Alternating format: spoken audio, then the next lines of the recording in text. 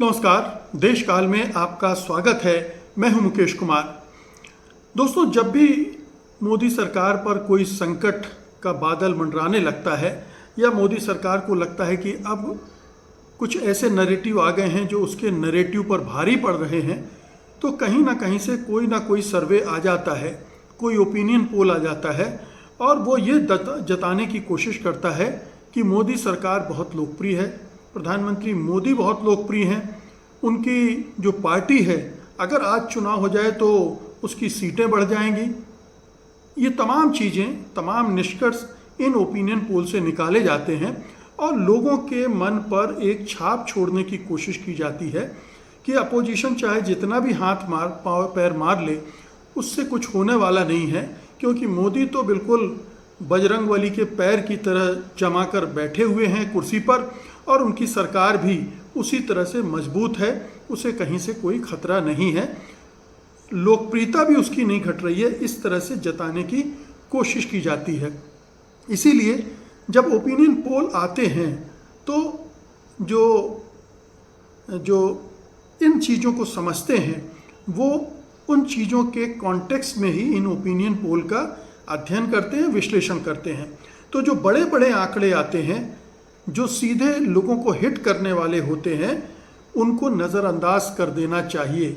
मसलन अगर ये कहा जाए कि बीजेपी की सीटें बढ़ने जा रही हैं, एनडीए की सीटें बढ़ने जा रही हैं, जैसा कि इस सर्वे में जिसकी चर्चा मैं आज कर रहा हूँ उसमें भी कहा गया है, उसमें यह भी कहा गया है कि इंडिया गठबंधन की सीटें काफ़ी घट रही हैं, 20 से के आसपास सीटें घट रही हैं, बीजेपी की 20 सीटें बढ़ रही हैं और एनडीए 324 तक पहुंच रहा है। तो इस तरह के आंकड़े, इस तरह के जो बड़े आंकड़े होते हैं वो सीधे आम जनता को, आम दर्शकों को हिट करते हैं, क्योंकि वो इन्हीं फिगर के इर्द गिर्द अपनी राय बना लेते हैं। लेकिन अगर आप इन ओपिनियन पोल्स के थोड़ा अंदर घुसेंगे तब आपको समझ में आएगा कि मामला क्या है, दरअसल क्या हो रहा है।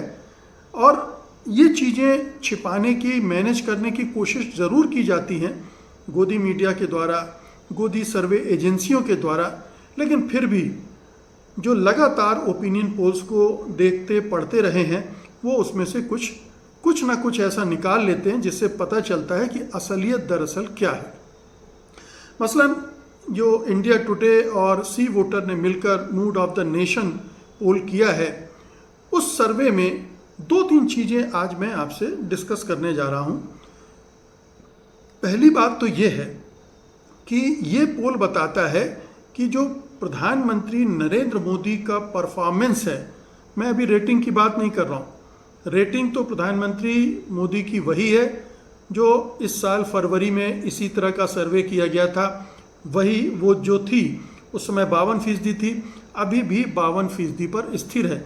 हालांकि इसके भी अपने मतलब हैं, इसके भी अपने संकेत हैं कि स्थिर होने का मतलब है कि गिरने की तरफ लौटना। अब जब लगातार बढ़ती रहती है कुछ अंकों के साथ, तो ये माना जाता है कि हाँ, नेता आगे बढ़ रहा है। लेकिन अगर वो स्थिर हो जाए और साल 1.5 साल तक स्थिर रहे तो फिर समझिए कि वो स्थिर दरअसल है नहीं। ये ओपिनियन पोल उसे स्थिर दिखा रहे हैं, वो वास्तव में नीचे आ रही है। तो प्रधानमंत्री की जो रेटिंग है, जो रेटिंग का मतलब ये है कि आज अगर चुनाव हो तो मतदाता उन्हें क्या प्रधानमंत्री के तौर पर देखना चाहेंगे, और इसमें इस ओपिनियन पोल के हिसाब से 52% लोग कह रहे हैं कि हाँ, देखना चाहते हैं। लेकिन क्या ये आंकड़ा 52% वास्तव में है? इस पर एक बड़ा क्वेश्चन मार्क लगा हुआ है और उसके लगे होने का कारण भी मैं आपको बताना चाहता हूं, क्योंकि यही सर्वे बताता है कि जो प्रधानमंत्री मोदी की सरकार है उसका परफॉर्मेंस कैसे गिरा है, कैसे घटा है और उसको लेकर क्या राय बन रही है देश में।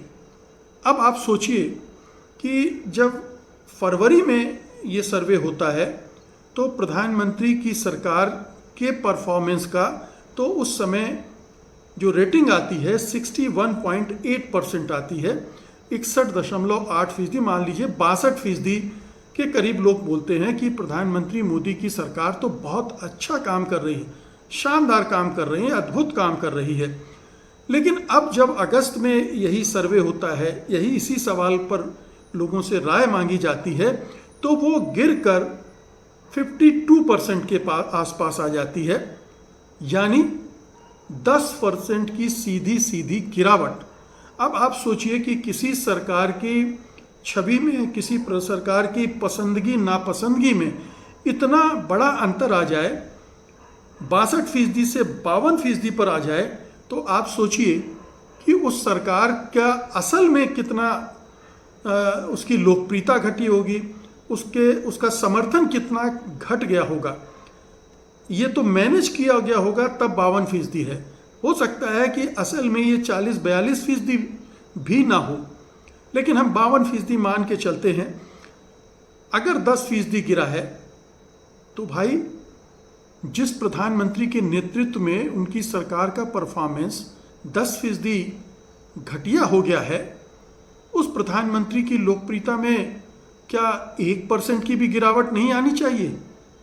ये बड़ा सवाल है और ये इस सवाल का जवाब इन ओपिनियन पोल करने वालों को देना चाहिए कि क्या सरकार का परफॉर्मेंस गिरता है तो सरकार के नेतृत्व पर उसका कोई असर नहीं पड़ता, या उसको इसके लिए कतई जिम्मेदार नहीं माना जाता है? ये बड़ा अजीबोगरीब विरोधाभास है इस सर्वे का और ये देखा जाना चाहिए।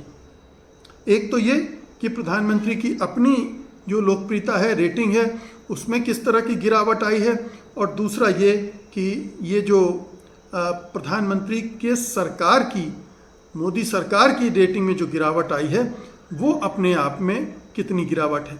एक और आंकड़ा लीजिए, वो भी आपको बड़े ढंग से बताएगा कि प्रधानमंत्री मोदी की रेटिंग में दरअसल कैसे कमी आ रही है।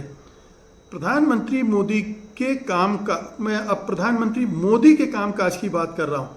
अभी मैंने बात की थी प्रधानमंत्री मोदी की सरकार के कामकाज के प्रदर्शन की, और उसके बारे में राय बताई थी जनता की कि वो 10% गिर गई है। अब खुद प्रधानमंत्री की अपनी प्रदर्शन के बारे में लोगों की राय कितनी अच्छी है बुरी है, ये जान लीजिए। तो फरवरी में जब ये सर्वे हुआ था तो 62% लोगों ने कहा था कि प्रधानमंत्री का जो परफॉर्मेंस है वो अच्छा है। प्रधानमंत्री के प्रदर्शन से 62% लोग संतुष्ट थे। अब ये फिगर, अब जब सर्वे होता है तो गिरकर 58% पे आ जाता है, यानी 4% की गिरावट। 6 महीने के अंदर 4% की गिरावट मामूली गिरावट नहीं मानी जाती है। जो लोग डाटा को समझते हैं, डाटा के खेल को समझते हैं, रिसर्च को समझते हैं, सर्वे को समझते हैं, चूँकि मैं ये करवाता रहा हूँ, मैं प्रोफेसर रहा हूँ रिसर्च का और उसकी सारी मेथोडोलॉजी से वाकिफ़ हूँ, और उसमें किस तरह से क्वेश्चन फ्रेम होते हैं, किस तरह से सर्वे के फॉर्म बनाए जाते हैं, कैसे सर्वे किए जाते हैं, ये सब मैं चूँकि करवाता रहा हूँ, इसके लिए मुझको इसका अनुभव है। और इसी आधार पर मैं ये कह रहा हूँ कि 4% का गिरावट अगर प्रधानमंत्री के अपने प्रदर्शन में है तो ये तो रिफ्लेक्ट करनी चाहिए ना प्रधानमंत्री की लोकप्रियता रेटिंग में भी। ये क्यों नदारद है वहाँ से, वहाँ पर इसका असर क्यों नहीं दिख रहा है? तो 2 चीज़ें हैं। एक, प्रधानमंत्री का अपना प्रदर्शन खराब हुआ है, 4% गिरा है। प्रधानमंत्री जिस सरकार का नेतृत्व कर रहे हैं उस सरकार का प्रदर्शन खराब हुआ है लोगों की नज़रों में, और वो 10% गिरा है। 10% और 4% की ये गिरावट प्रधानमंत्री की रेटिंग पर कोई असर नहीं डाल रही है, नहीं डालती, ऐसा मैं मानने को हरगिज़ तैयार नहीं हूँ। और कोई भी जो ओपिनियन पोल्स करता है, कोई अच्छे ईमानदारी से करता है, वो भी इसको स्वीकार नहीं करेगा कि ये ऐसा कैसे हो सकता है कि सरकार बुरा प्रदर्शन करे, प्रधानमंत्री बुरा प्रदर्शन करे, लेकिन प्रधानमंत्री की लोकप्रियता पहले जैसी बरकरार रहे। तो ये एक बड़ा सवाल है इस पूरे ओपिनियन पोल पर। इस ओपिनियन पोल अगर ये 10 और 4% इन दोनों को अगर आप कैलकुलेट करें और उसके आधार पर प्रधानमंत्री की रेटिंग को भी उसमें फैक्टर इन करें, तो मुझे लगता है कि ये जो रेटिंग है प्रधानमंत्री की, ये 45% के ऊपर नहीं होगी। इतना प्रधानमंत्री की रेटिंग का गिरना, यानी जो रेटिंग पहले 62% दी थी वो अब 52% थी, वो 45% पर अगर आ जाती है तो 7% की गिरावट बहुत बड़ी गिरावट मानी जाती है केवल 6 महीने के अंदर। और एक चीज़ और बता दूं, ये सर्वे जो हुआ है वो बिहार की राहुल गांधी की यात्रा के पहले हुआ है, जब वोट चोरी का माहौल बनना शुरू हुआ था। लेकिन पिछले 15 दिनों में जिस तरह से बिहार में लोगों को देखा है उमड़ते हुए यात्रा में, और उसके वीडियो पूरे देश भर में सर्कुलेट हुए हैं, उसके बाद प्रधानमंत्री की छवि, और इस बीच में बहुत सारे और आंकड़े आ गए हैं वोट चोरी के, घपलेबाजी के, धांधली के। उसके बाद लोगों की राय प्रधानमंत्री के बारे में, उनकी सरकार के बारे में और भी बदल गई होगी।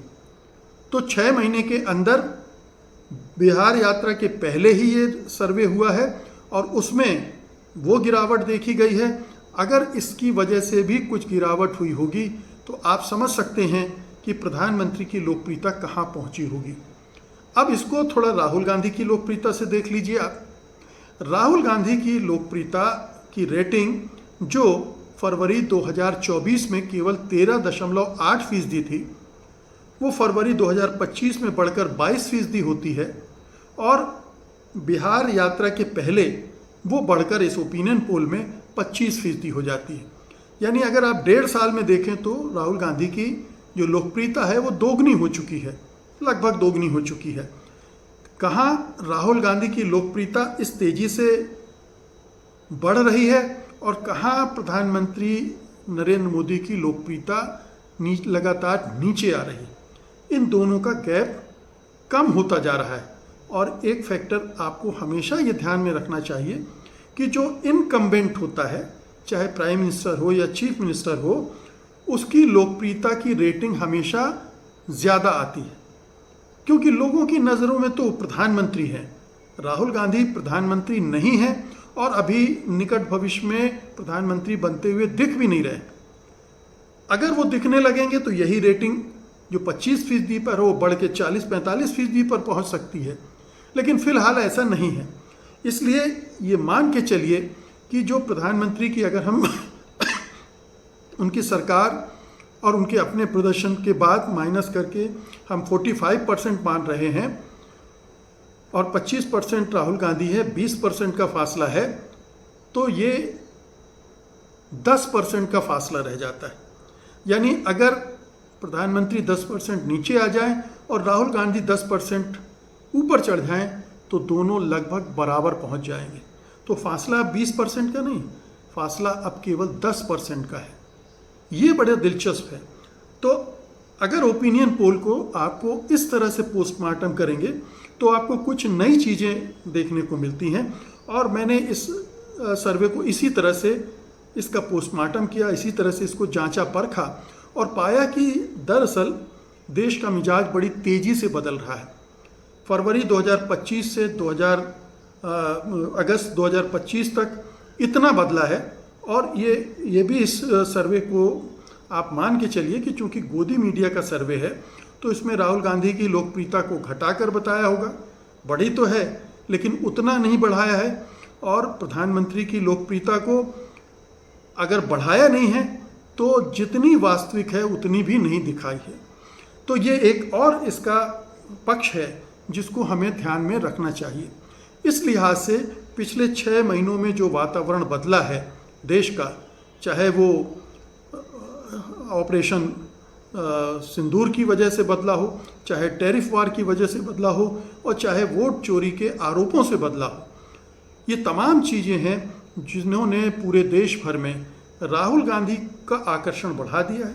उनका कद बढ़ गया है, उनकी विश्वसनीयता बढ़ गई है, उनकी स्वीकार्यता बढ़ गई है। और अगर आप इस सर्वे को और गहराई से देखेंगे तो 2-3 चीज़ें और आपको देखने को मिलेगी। एक तो ये कि इंडिया गठबंधन में राहुल गांधी एक तरह से अब सर्वमान्य सबसे स्वीकार्य नेता बन चुके हैं। 38% लोग इंडिया गठबंधन के अंदर मानते हैं कि राहुल गांधी लीडर हैं। दूसरे नंबर पर ममता बनर्जी 8% पर है। बहुत विशाल अंतर है।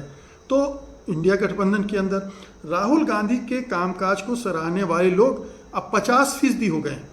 आप याद कीजिए राहुल गांधी को क्या क्या नहीं कहा जाता था, पप्पू, कुछ नहीं हो सकता, कुछ नहीं कर सकता, ये किसी काम का नहीं है, वगैरह वगैरह। लेकिन उन्होंने पूरी छवि बदल डाली है और अब 50% लोग उनके काम को सराह रहे हैं। 50% से ज़्यादा 68% के आसपास लोग मान रहे हैं कि अब देश में एक अच्छा विपक्ष बन रहा है और होना चाहिए। तो ये सारी चीज़ें आप देखकर आप अगर तस्वीर बनाएंगे देश की राजनीति की, तो आपको इस सर्वे के जो बड़े बड़े फिगर हैं उससे कहीं उल्टी तस्वीर नज़र आएगी। आपको पता चलेगा कि दरअसल वो जो नंबर दिए जा रहे हैं कि एनडीए अगर आज चुनाव हो तो 324 सीटें जीत जाएगा, बीजेपी तो 260 सीटें जीत जाएगी, ये संभव नहीं है। ये संभव है चुनावी धांधली से, वोटों की चोरी से, चुनाव आयोग के सहयोग से। अन्यथा एनडीए और बीजेपी दोनों डूब रहे हैं। बहुत बहुत शुक्रिया आपका। धन्यवाद। नमस्कार।